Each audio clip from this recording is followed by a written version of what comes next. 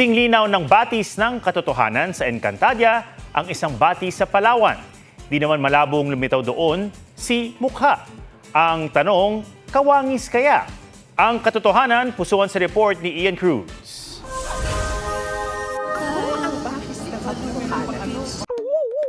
Parang hindi naman. Ang aking sasabihin ay pawang katotohanan namin. Ito ba talaga ang batis ng katotohanan?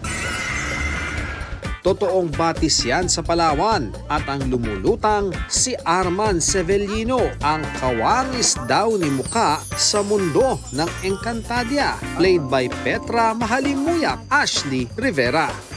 Tungkulin ko ang magsabi ng totoo sa lahat ng pagkakataon.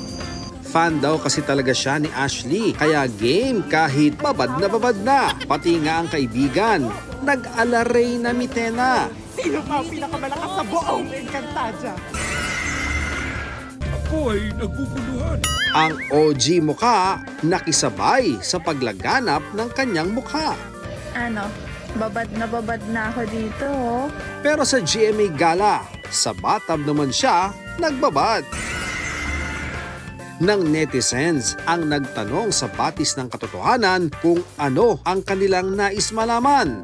Siyempre, jackpot combinations agad nalalabas sa draw ang gusto. O kung di man, paano na lang ba yumaman?